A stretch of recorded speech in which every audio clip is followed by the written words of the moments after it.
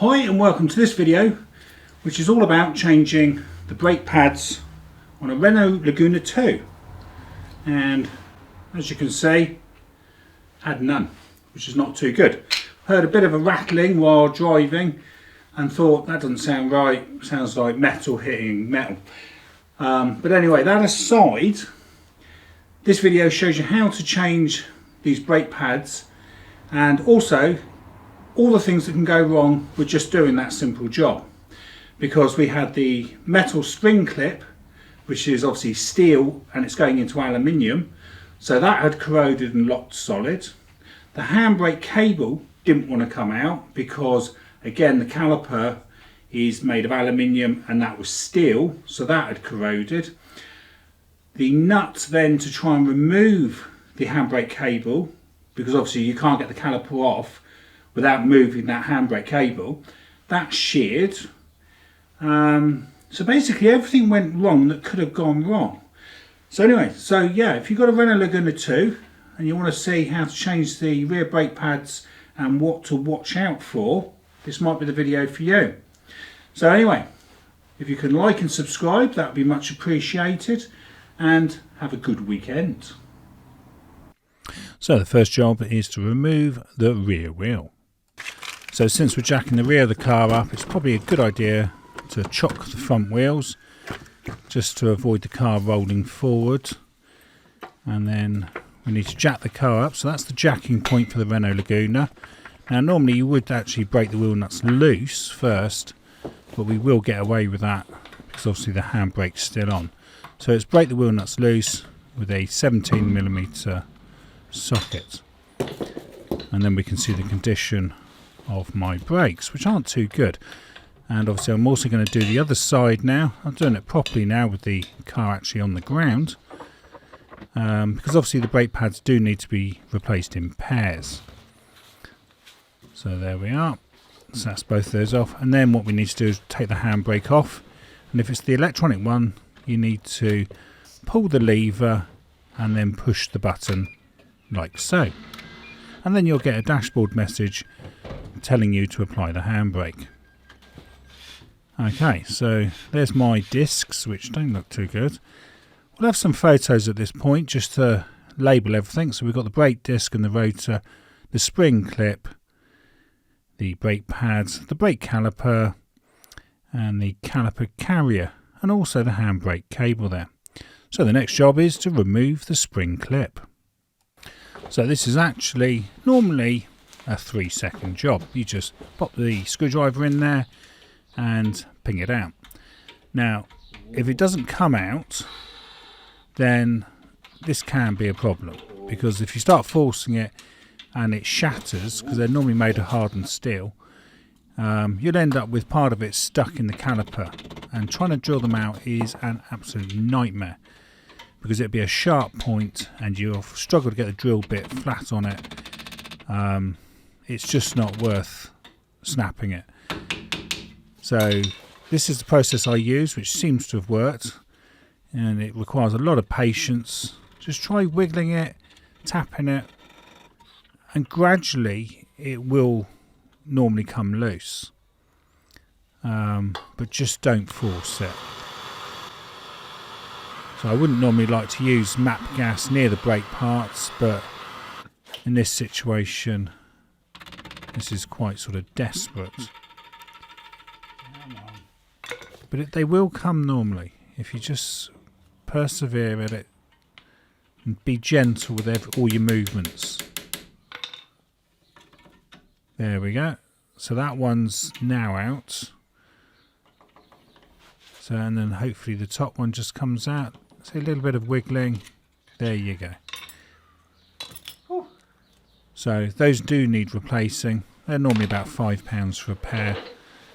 But what I'll do now is I'm just going to clear the holes by gently running a 2mm drill bit in there, just to get some of the galvanic corrosion out, which tends to happen when you have two dissimilar metals together in like a salt water electrolyte.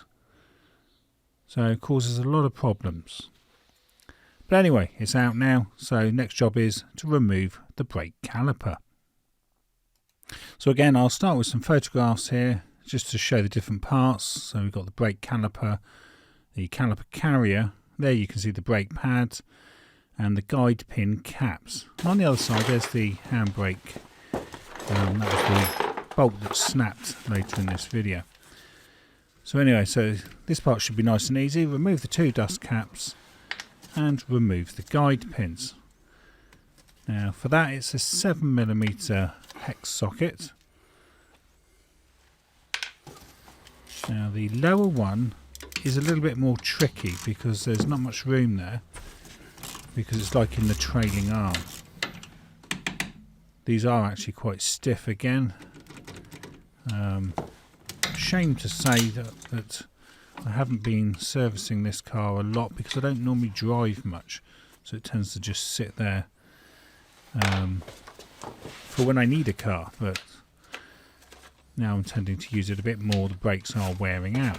So anyway, so for the lower one I'm going to use this low profile bit set, and I'll put the link to that in the video description. But that fits in there quite nicely because there's no space there. As you start to unwind it, if you're not careful, you can get the tool jammed and you can't get it back out. I've done that before, so it's probably worth having that set for this particular job.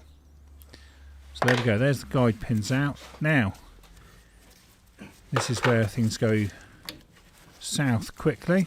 Unclip the handbrake cable, and that should now just pull it out of the caliper, and it doesn't.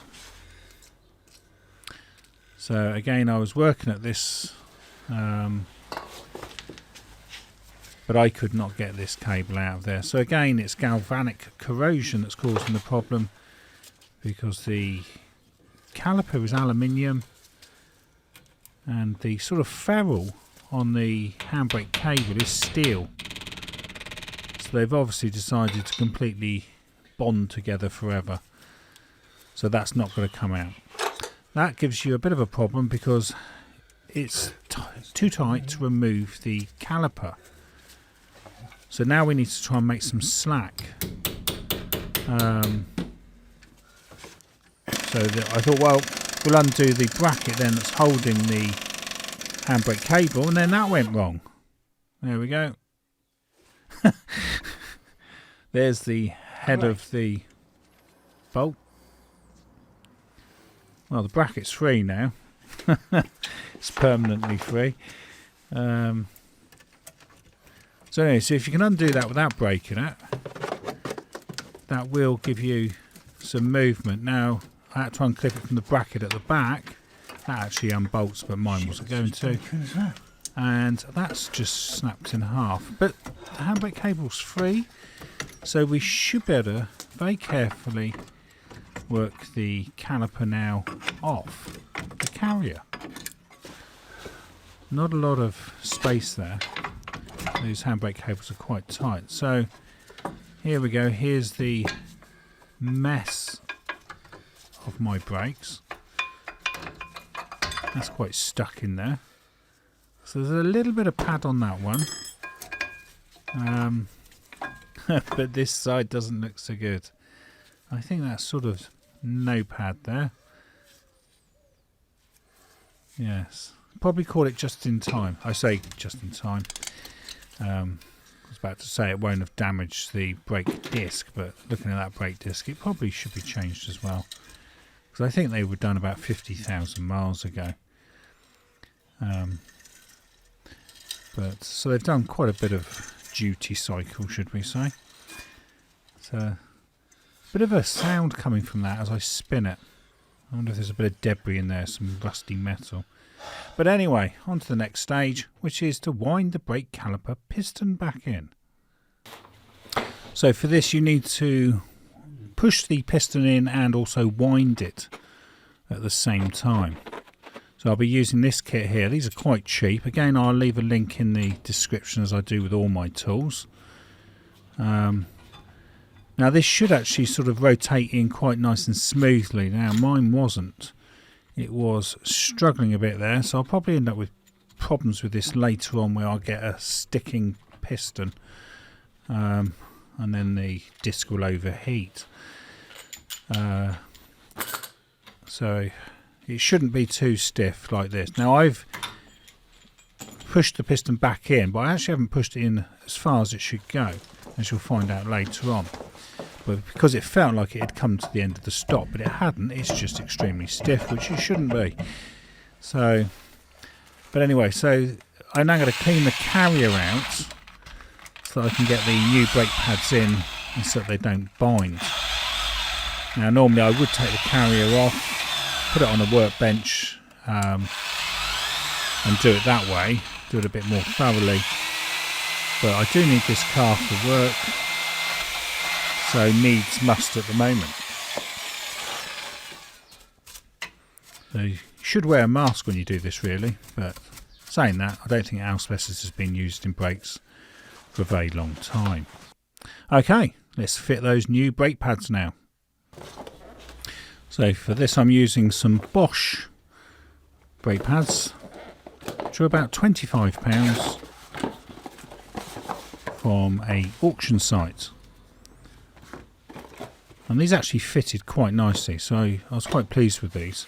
Sometimes you actually have to try and file a little bit of the edge off to get them to slide properly on the carrier. So anyway, so I'm using some Mintex brake grease here. You shouldn't actually use copper grease because of the ABS systems. So it might be worth using the grease that the manufacturers advise, which is this. Now that slides onto the piston. There's a little lip on there and it's just sort of spring clipped onto it. Like so. So that's in there. And then we've just got to put the other side on. Again, pop a little bit of grease on there. Just on the contact points where it's moving inside the carrier. Then I like to put a little bit under there in the hope of being like an anti-squeal.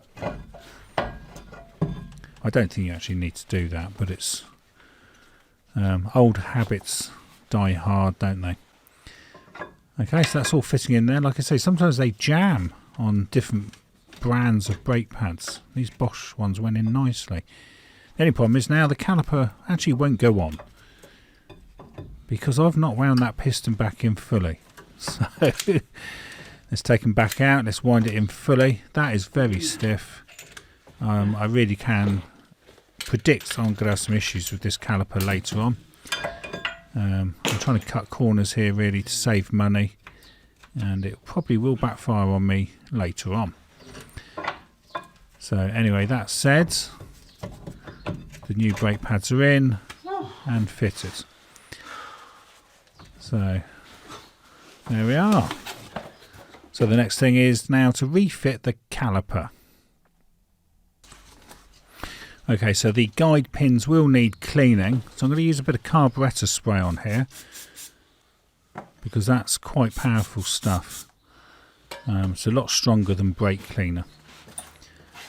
Now, ideally you'd just use the spray and clean it up, but I find that some very fine emery cloth can be useful just to try and get the black, possibly brake dust that's bonded onto that over time with the heat. But like I say, you shouldn't really sort of use emery cloth because obviously you're scratching the surface. Now again, you shouldn't use copper grease for this because it can actually cause the pin to bind and the rubber to swell. So silicone grease is the preferred grease, which was pointed out to me a while back when somebody actually said to me, you shouldn't be using copper grease, should be silicone. So I've now changed over to silicone, and that's actually what the manufacturers give you when you buy new guide pins. It's always silicone grease, so I think that's the right stuff to use.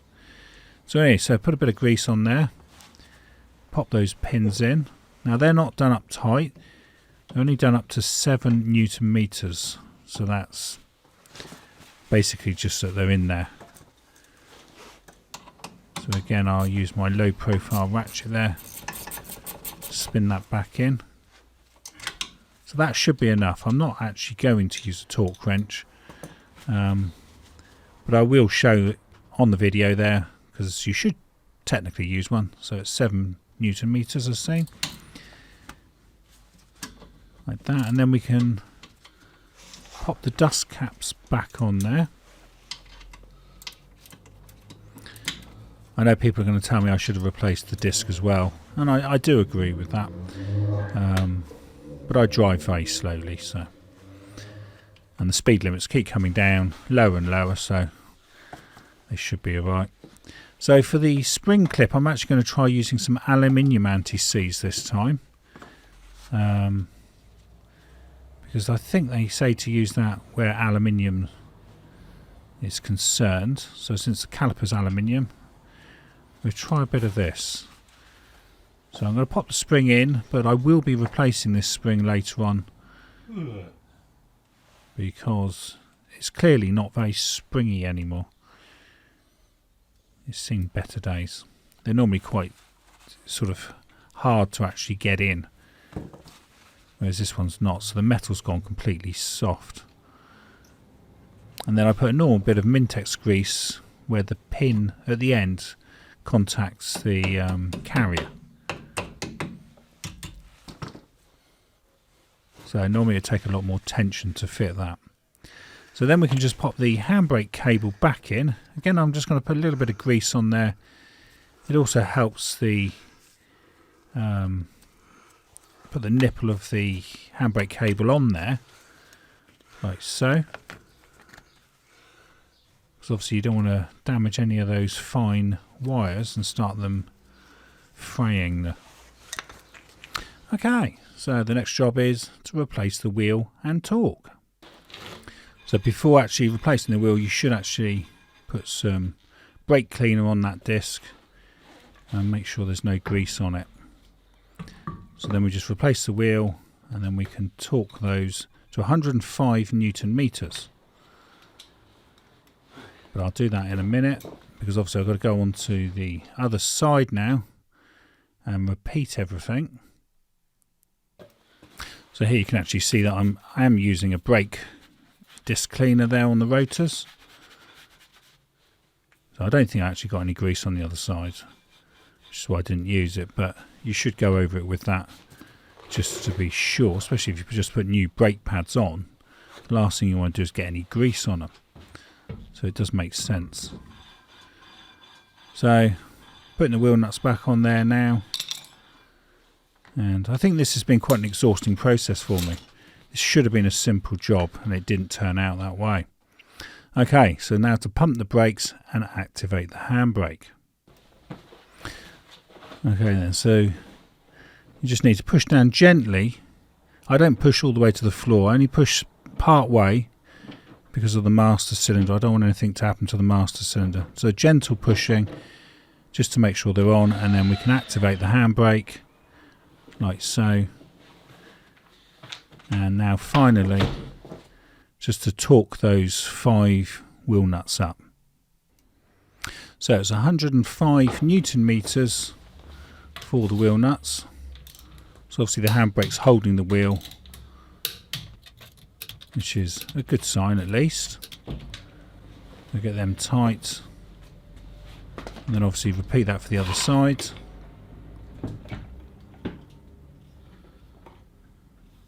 So that's that job over. We've got some new brake pads at least.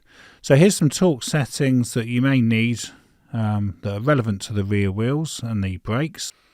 And finally, here's some reference photographs which you can pause to view for longer. So it just shows you that on a job that should have been very simple, which was just changing some brake pads, you can actually have several things that all go wrong and make the job considerably harder than what it should be. But then saying that, perhaps regular servicing would have helped some of these issues. So partly my fault perhaps for being a bit neglecting on the service. But anyway, you've been watching how to replace the brake pads on the rear of a 2007 Renault Laguna 2. And thank you for watching and supporting my channel, and please like and subscribe.